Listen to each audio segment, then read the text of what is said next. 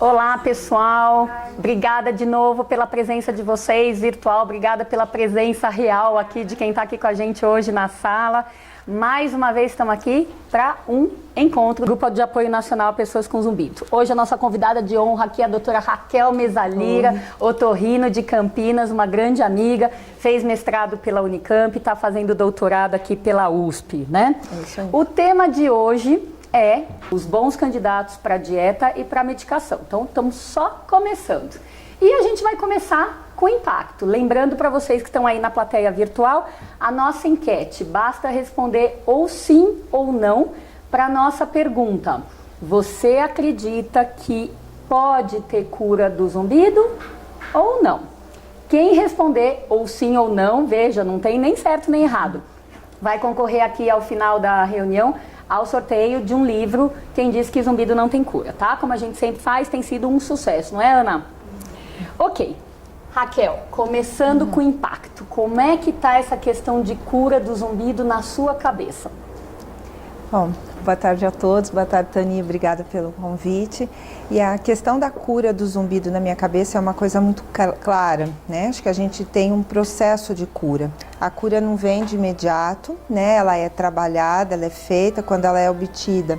E eu acho que a cura depende da causa. Na minha cabeça, sempre a gente tem que pesquisar a causa e focar o tratamento para a causa. Tem situações que a gente consegue a cura, tem situações que a gente consegue amenizar o zumbido. Isso, eu acho que tem tudo a ver com o meu pensamento também. Na minha cabeça, a cura é um processo, é uma jornada, né? Acho que cada um tem o seu caminho num primeiro momento. E o papel do médico, principalmente na primeira consulta, é fazer esse diagnóstico, colocar a pessoa no caminho. Aí ela decide se ela vai percorrer o caminho inteiro, que é a cura nada mais é do que uma melhora de 100%, ou se ela vai parar no meio do caminho com 40%, com 70%, porque aquela quantidade de melhora que ela teve já satisfez. Então nós vemos que os pacientes fazem de todas as maneiras, né? Para minha surpresa particularmente, porque muita gente chega cobrando até, né, a cura do zumbido, a gente vê que nem todo mundo que quer tanto, sonha com a cura do zumbido, realmente vai atrás a ponto de chegar lá, né? Exatamente. Muitas vezes acaba achando que de repente não vale a pena fazer mais tanto sacrifício para um zumbido que, embora esteja lá, não mais incomoda como antes. É muito frequente isso no dia a dia, o paciente vem buscar uma orientação sobre o zumbido, saber o porquê que o zumbido está lá. E depois de um tempo de tratamento, o zumbido ou melhorou ou deixou de incomodar, não necessariamente desapareceu, mas a qualidade de vida do paciente melhorou e a pessoa fica satisfeita com isso. Exatamente, então acho que é importante isso para mostrar que, embora todos nós sonhemos, né, com a cura do zumbido, eu tenho certeza que um dia ela vai acontecer de uma maneira muito mais fácil do que hoje. Melhoras parciais precisam ser valorizadas, né? Muito. Num momento de, às vezes, de início, de desespero, de falta de esperança, às vezes as pessoas acham que só sem zumbido é que elas vão voltar a ter uma vida normal. Mas ao longo do tratamento, onde essas melhoras parciais vão acontecendo, provavelmente é possível que a pessoa mude de opinião, né? Ok. Então, pensando ou em melhora total, ou em melhora parcial, vamos focar hoje em dois assuntos que eu acho fundamentais para a gente entender. Todo mundo que é público, com ou sem zumbido, né, paciente ou parente, e os profissionais que também nos assistem, principalmente otorrinos e fonoaudiólogos. Então vamos abordar aqui dieta e medicação, começando por dieta. Raquel, o que numa dieta você acha que é importante do profissional e o paciente saberem dessa relação com o zumbido?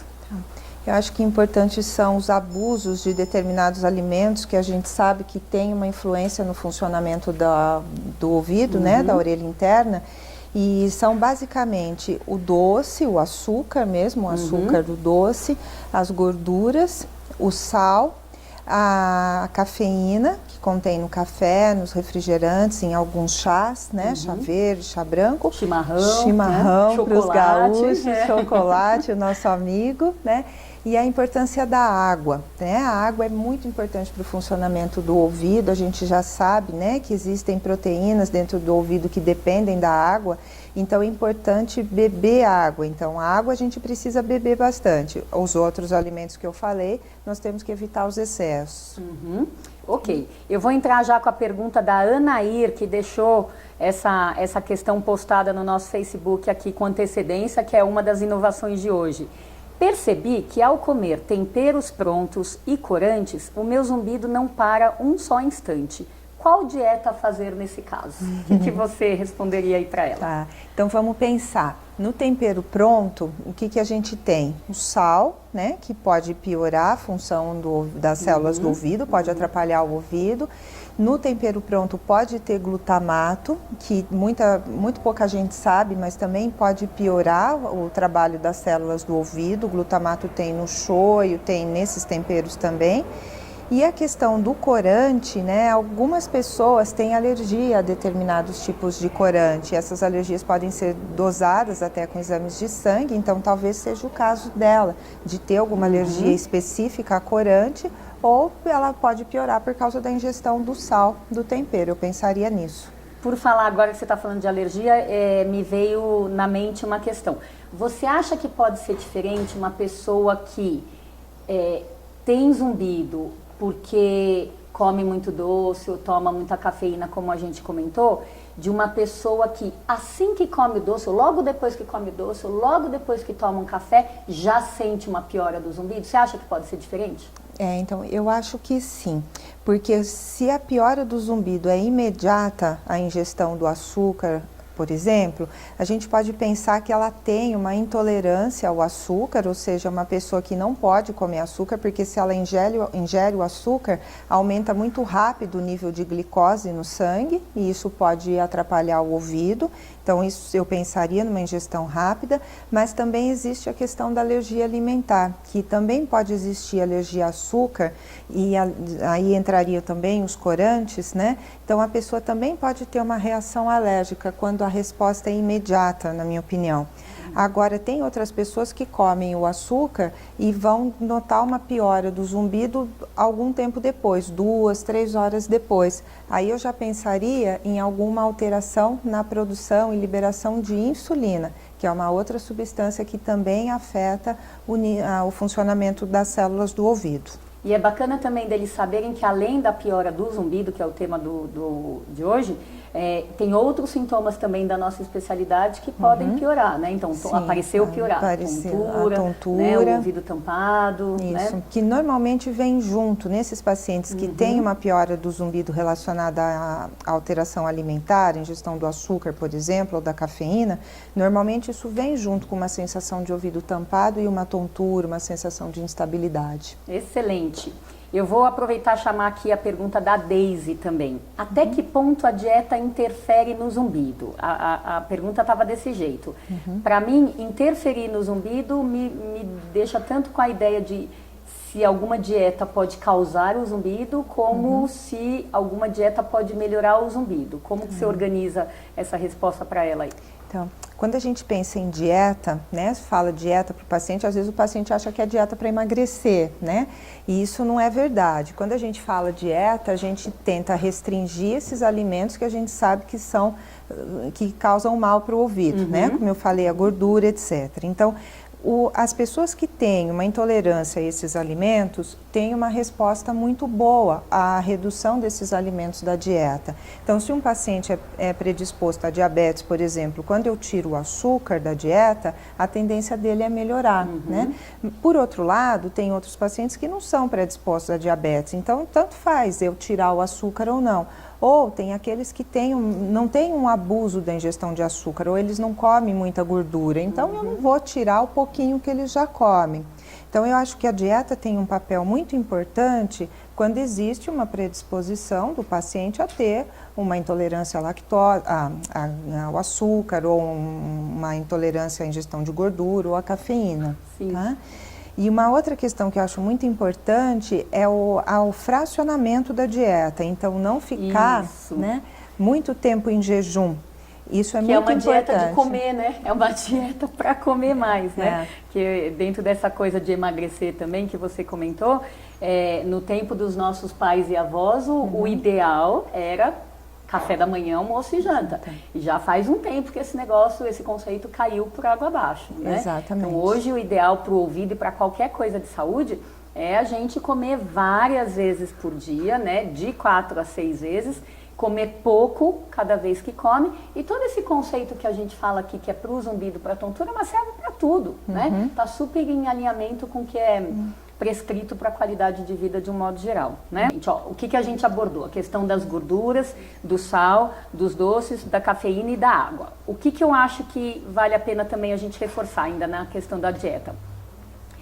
O ouvido interno, né, a parte que está lá dentro, que a gente quando examina algum paciente não consegue ver, ele é um departamento pequenininho mesmo, como se fosse o tamanho real de uma bolinha de gude, e ele tem lá muitas células auditivas trabalhando o dia inteiro, sem descanso, não é isso? É verdade. Então, a gente fala que o ouvido interno, ele não tem estoque de energia, ele é como um carro que nunca para. No máximo ele está em ponto morto lá quando a gente está dormindo, não é verdade?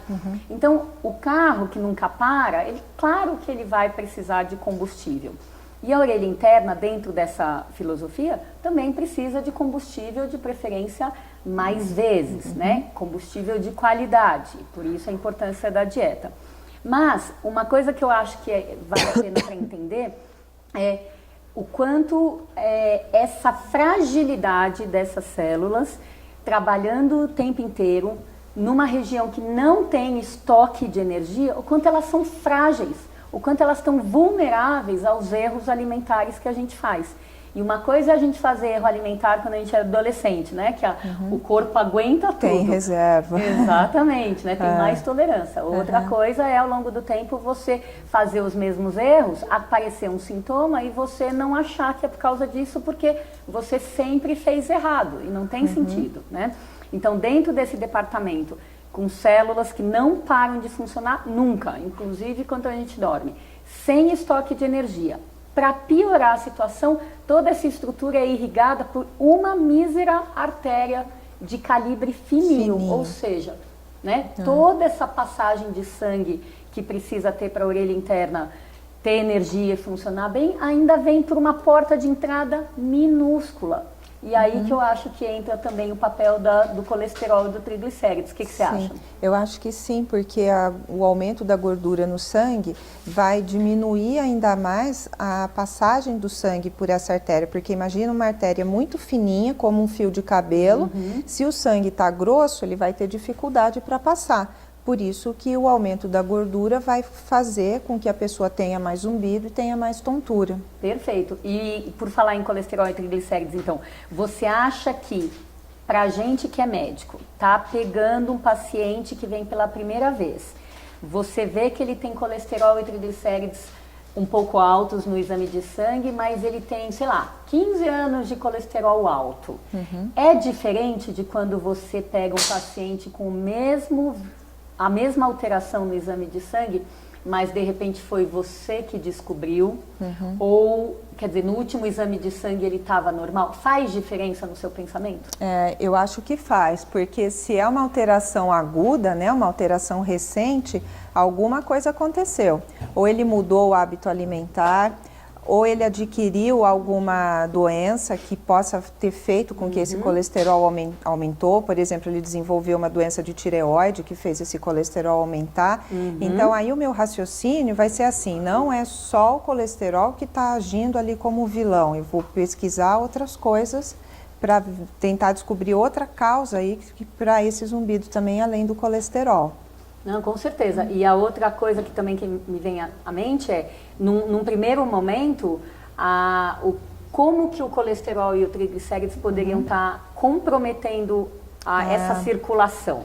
Provavelmente deixando o sangue viscoso, como grosso. Você falou, né?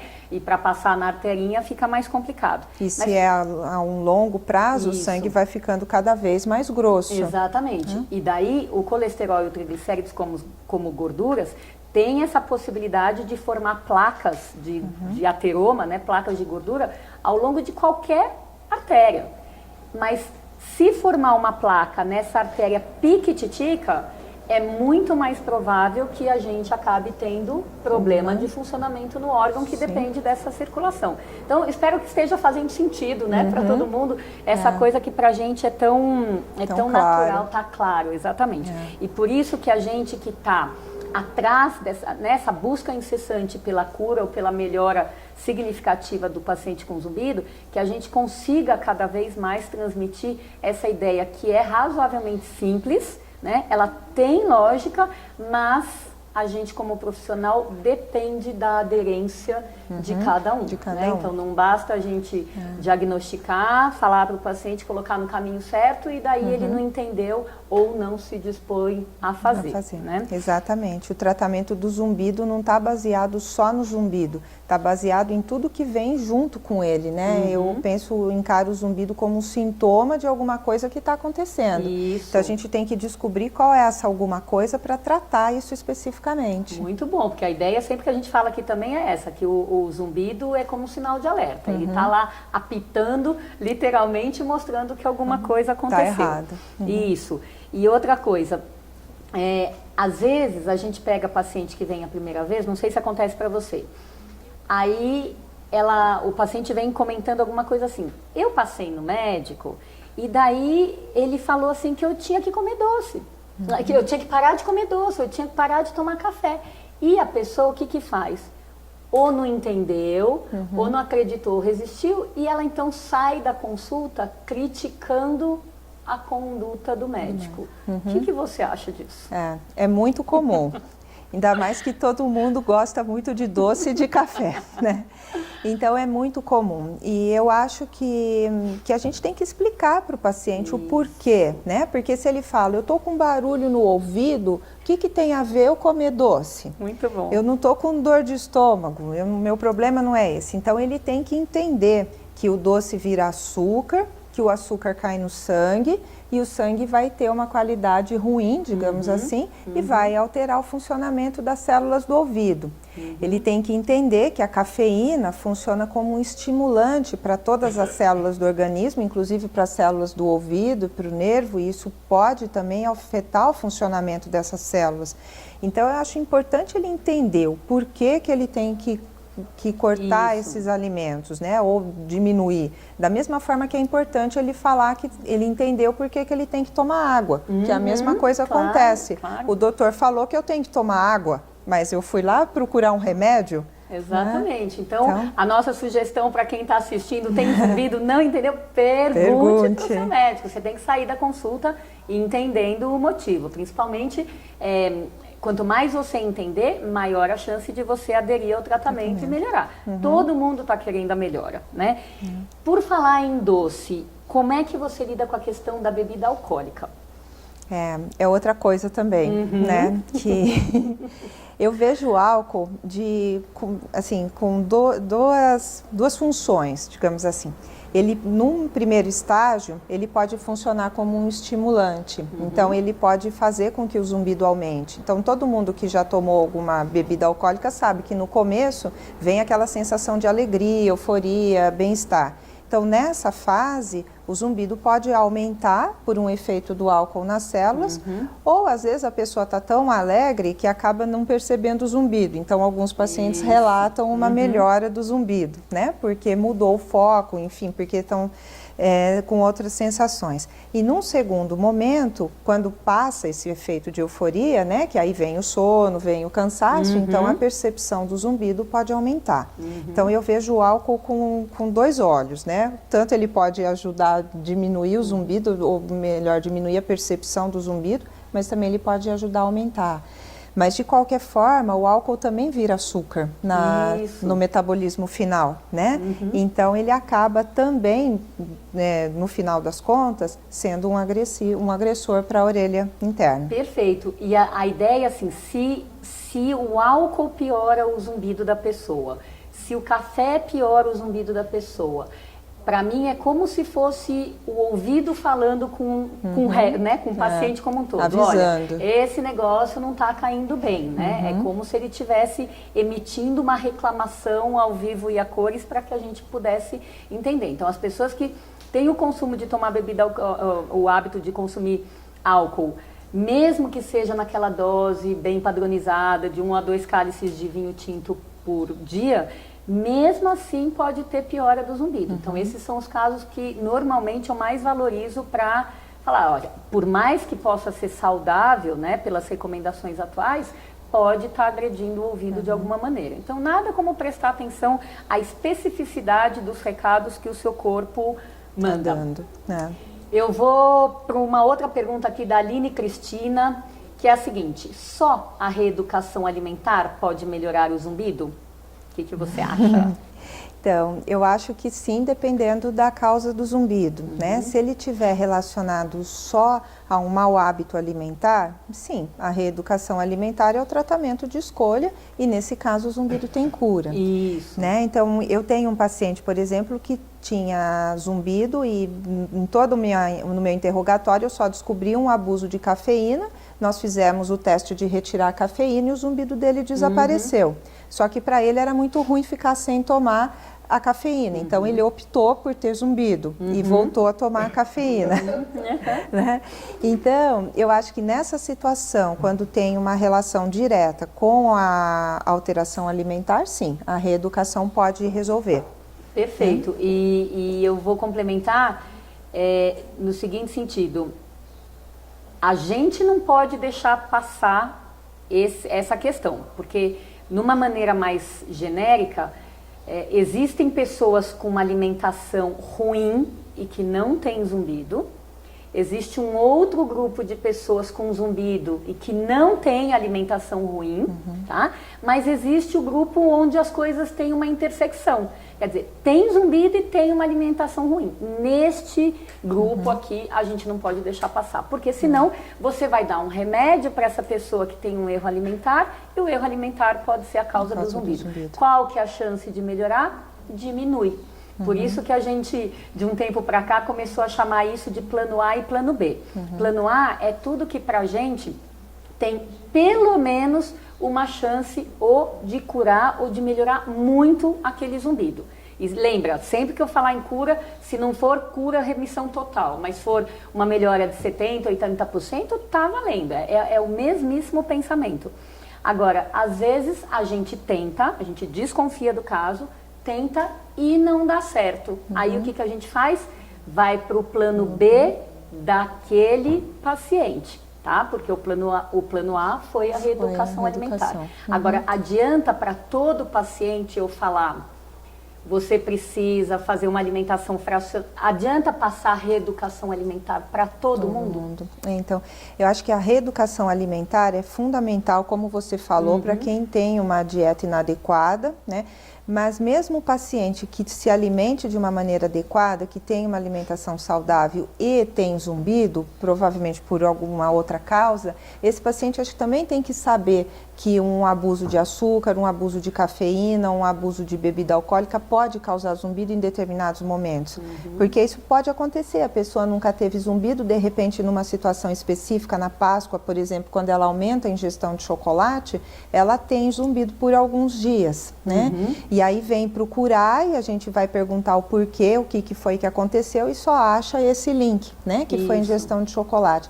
Então, eu acho que a reeducação alimentar é fundamental para quem tem uma dieta inadequada, mas todo paciente tem que saber dos efeitos lesivos, digamos assim, de determinados alimentos para o ouvido. Isso, e você falou em Páscoa, eu lembrei do fim do ano, porque uma coisa que também acontece com frequência é a pessoa emendar as festividades do Natal com o Ano Novo e chega começo de janeiro, tá mais tonto, tá com mais zumbido, por quê?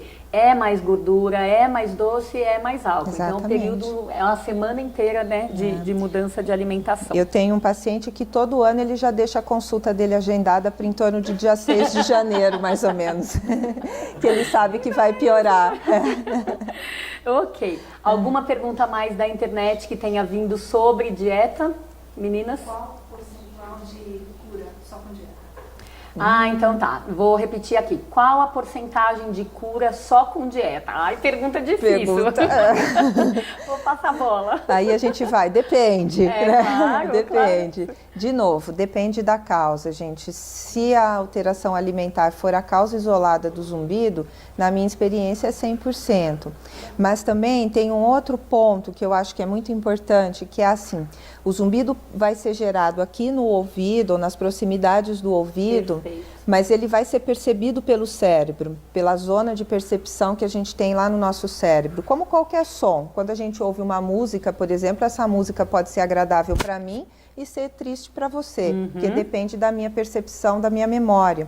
Então, se o meu zumbido foi gerado por um erro alimentar aqui no meu ouvido, mas o meu cérebro aprendeu a perceber esse zumbido, memorizou esse zumbido, eu vou fazer minha dieta, eu vou parar de ter zumbido no ouvido, ou seja, a origem do meu zumbido vai ser controlada, porém o meu cérebro vai ficar lembrando dele. Perfeito. Então, eu acho que é importante para o profissional que lida com o zumbido, lidar também com essa questão de percepção, tá? E pegando o seu gancho, isso está totalmente alinhado com o que a gente sempre fala. Começou com o zumbido, vai procurar ajuda logo, não é? Porque sempre que a gente consegue fazer o diagnóstico logo e começar o tratamento logo, a gente minimiza a chance desse processo cerebral entrar na jogada, tá? Por isso que quem quer a cura precisa sair correndo atrás dela, né? E não ficar esperando o tempo, o zumbido melhorar sozinho, né?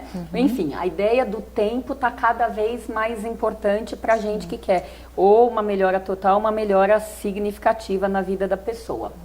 Ok, vamos mudar de assunto então? Vamos falar um pouquinho de medicação? O que eu acho que é bacana. Ainda eu vejo muita gente, né? Muitos pacientes que chegam com essa ideia do zumbido não só não tem cura, como não tem nada para fazer, né? Então esses rótulos do você vai ter que aprender a conviver com isso, você não vai morrer disso, mas vai morrer com isso, não há nada que possa ser feito. Quer dizer, essa tragédia ambulante toda, ela é muito presente na cabeça das pessoas, na internet e na cabeça dos profissionais.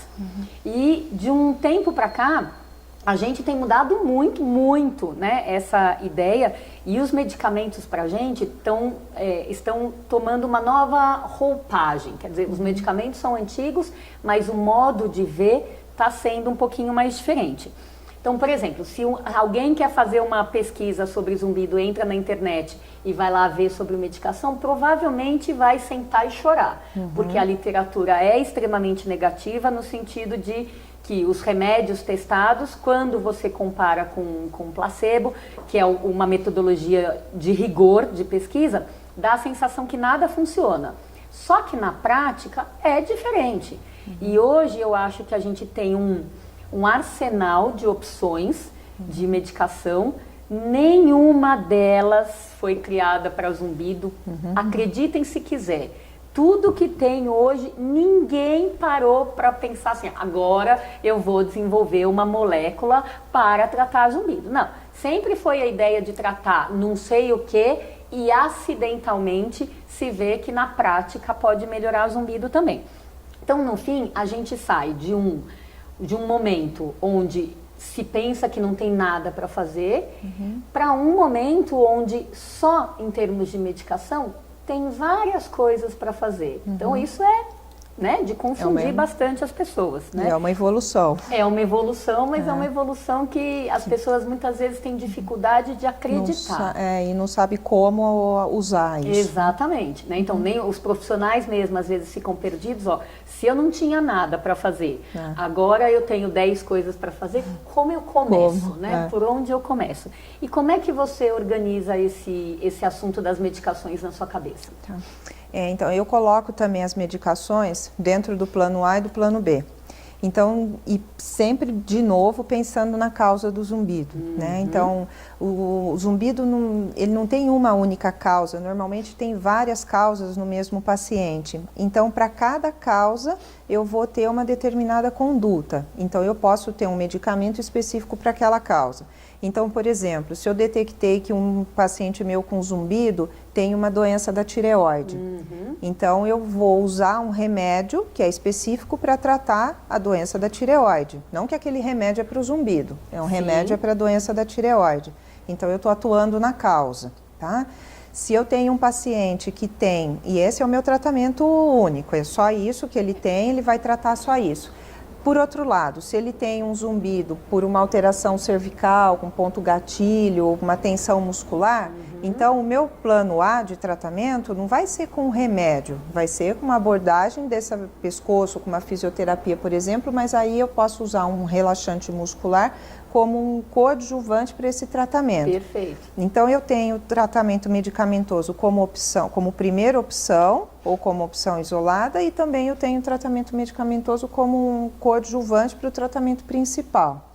Excelente. Então, para puxar isso para o que a gente já falou, se a gente pega uma pessoa com zumbido de origem metabólica, fez a reeducação alimentar, não deu certo, que era o plano A, aí a gente pode ir para a medicação como plano B para essa pessoa.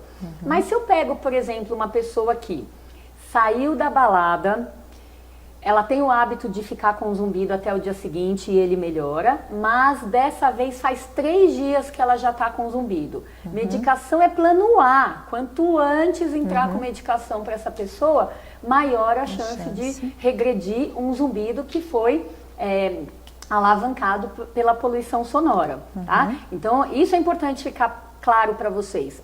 O medicamento está lá. A gente vai usar com o propósito de cura ou melhora significativa num caso, e no outro a gente vai usar já sabendo que não tem a cura, mas quanto mais ele puder melhorar, melhor para todo mundo, tá? Então, acho que deu para ficar claro. Eu acho, só pegando o seu gancho, que o zumbido recente, esse do trauma acústico, por exemplo, e alguns outros zumbidos recentes, são os que têm uma chance grande de cura com medicação se for usado precocemente. Isso, né? Então, é um grande grupo para tratamento medicamentoso.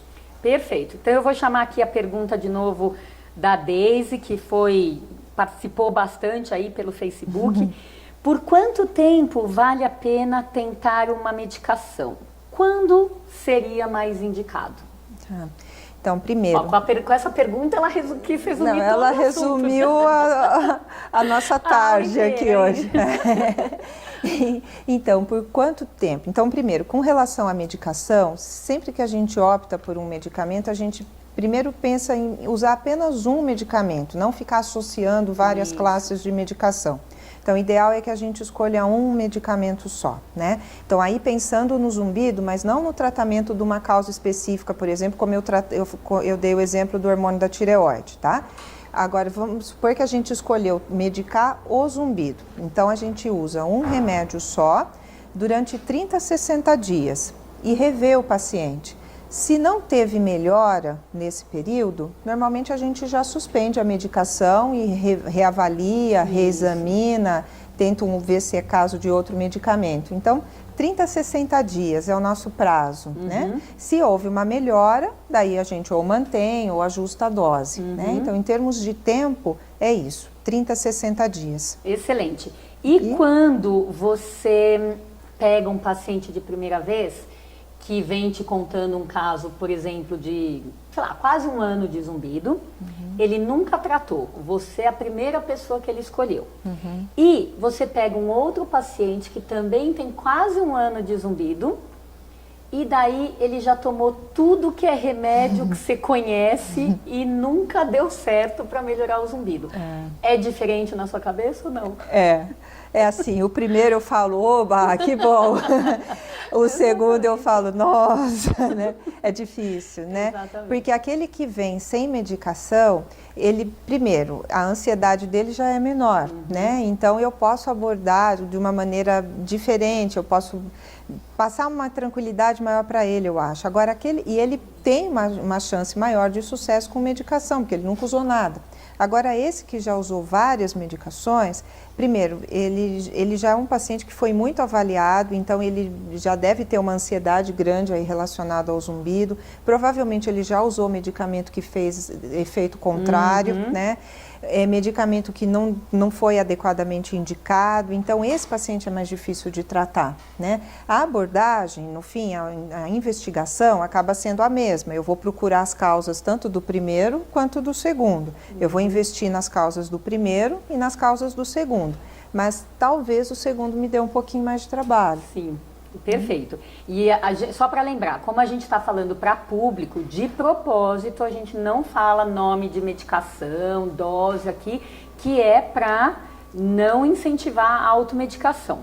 A gente teve duas perguntas muito alinhadas aqui e eu vou colocar, então, excepcionalmente o nome de um medicamento.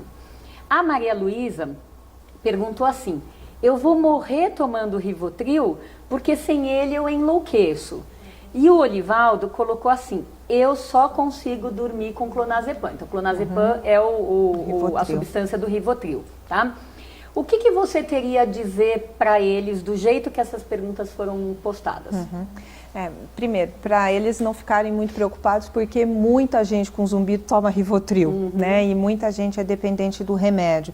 Então, eu acho que essa medicação tem a gente tem que pensar em dois pontos de vista.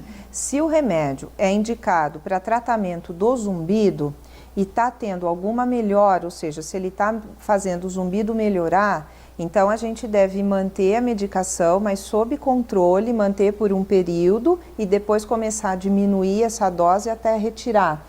Porque não é uma medicação interessante de ser usada a longo prazo, porque ela tem efeitos colaterais. Tá? Então, se ela é usada para o zumbido, eu avaliaria assim, avaliaria até que ponto ela está sendo efetiva e iria tentar fazer um ajuste de dose e com o tempo retirar.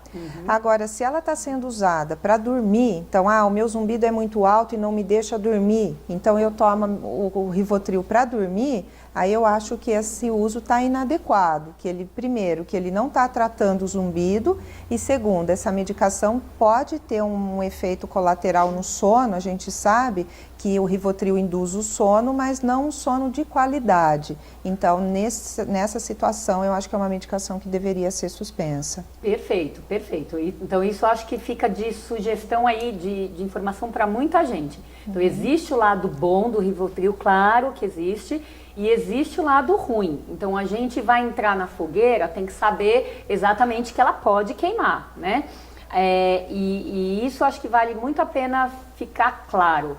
Por mais que algumas pessoas achem que estão dormindo melhor com um benzodiazepínico, né, um desses calmantes, é muito importante ter essa noção, que depois que a medicina do sono se formou como especialidade e que muito se viu de um exame que chama polissonografia, que monitoriza uma noite de sono, então todos esses benzodiazepínicos mostram que, apesar da pessoa fechar os olhos mais cedo do que ela estava acostumada, o traçado dessa polissonografia, ele é muito diferente de uma noite normal.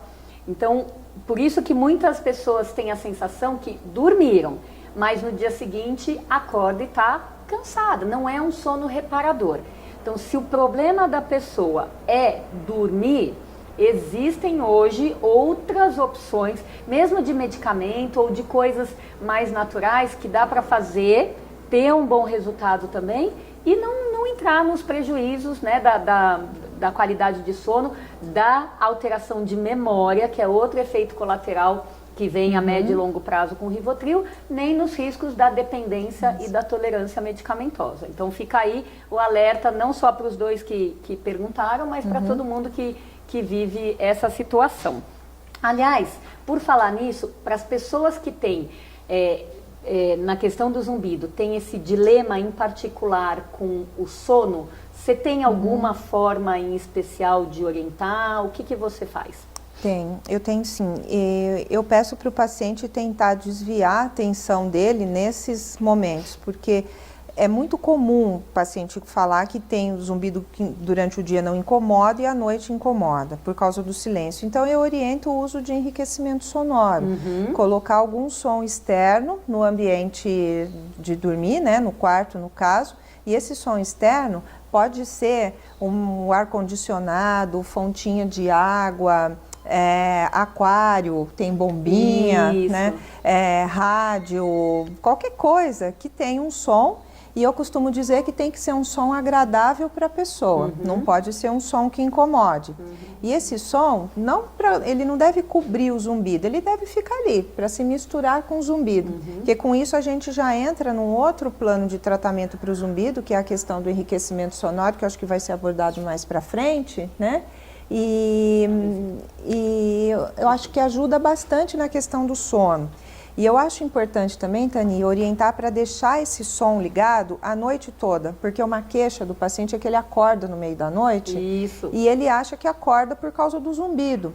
E aí eu falo assim, não, o zumbido não é tão alto a ponto de fazer com que você acorde, ele não é um despertador. Mas a hora que acorda, como está no silêncio, é o primeiro som que percebe. Então, se tiver um som competidor ali no ambiente, ele não vai se deparar com zumbido logo que acorda. É isso aí. E esse assunto que você está abordando aqui, a gente vai reforçar ainda bem mais na reunião do mês que vem. E como a gente está chegando no fim, eu vou aproveitar para agradecer todo mundo que participou aí da enquete. A doutora Márcia e a Ana estão me mostrando aqui que 95% das pessoas que respondeu a enquete colocou sim, acredita, e é isso que a gente quer. Eu só não sei porque os outros 5% não acreditam também, né? Essa coisa vai acontecer, tenho certeza absoluta, tá? As coisas estão evoluindo, tanto aqui no Brasil como fora do Brasil, e a gente espera que realmente exista a cura, não do jeito que as pessoas imaginam. Ah, eu vou lá tomar uma pílula, né?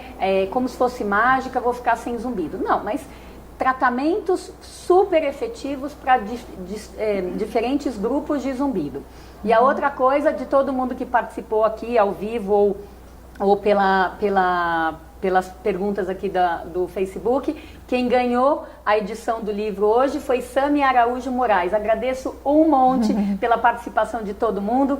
Sami, manda seu endereço para a gente, para que a gente possa mandar o exemplar para você. E eu vou ler aqui rapidinho um depoimento do Fernando Araújo, que eu acho que vale a pena aqui a gente ressaltar. Ele coloca aqui: amigos, tenho um testemunho a dar. Há um ano atrás fiz uma audiometria para ver a causa do meu zumbido e acusou uma perda de audição. Comecei a usar aparelho auditivo. Hoje, depois de um ano, fiz outra audiometria e ela acusou que a minha audição está normal. A fono me explicou que isso se deve pelo fato de que o aparelho auditivo também serve para treinar o ouvido. Eu também descobri com a fono que o meu zumbido é causado pela perda de audição e também pelo fato de eu ser uma pessoa muito ansiosa. Procurei então um psiquiatra e ele receitou um ansiolítico e como a minha ansiedade diminuiu muito, também diminuiu o meu zumbido. Aliás, ele quase sumiu. Hoje levo uma vida normal, o que não estaria acontecendo se eu não tivesse lutado e ido atrás de resolver o meu problema ou pelo menos lutar por um convívio melhor com ele. O que você acha? Ele fez então um tratamento para perda de audição, ele fez um tratamento para ansiedade.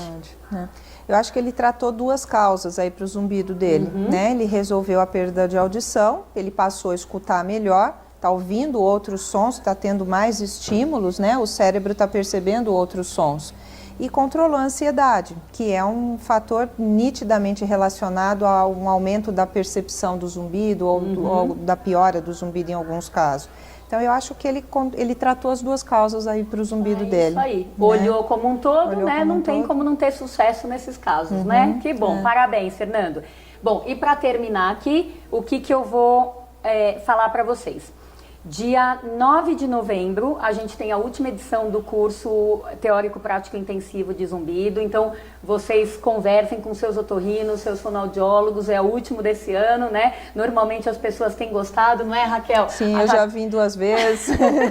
A Raquel já deu essa satisfação pra gente, traz os alunos dela também, então é muito bacana. Em novembro também, a reunião do mês que vem é dia 6 de novembro, nesse mesmo bate-local, bate-horário, né, com o tema parte 2 de zumbido e tratamento. Quais são os melhores candidatos para tratamento com tecnologia? Tá? Então, além da tecnologia, a gente vai abordar um pouquinho desse enriquecimento sonoro que a Raquel já antecipou hoje. E sempre é hora de terminar com agradecimentos, porque vocês sabem que grandes coisas precisam de grandes equipes, né? E só a gente que aparece aqui, mas muita gente trabalha para que a coisa dê certo. Então, agradeço profundamente toda a equipe da Apidis, a equipe de apoio do Instituto Gansanches. Hoje eu vou realçar o trabalho da Luzia, aqui, que caprichou na produção, na contra-regra, etc., na filmagem. Na maquiagem. Na maquiagem. Né? Aí a ajuda do Willy também.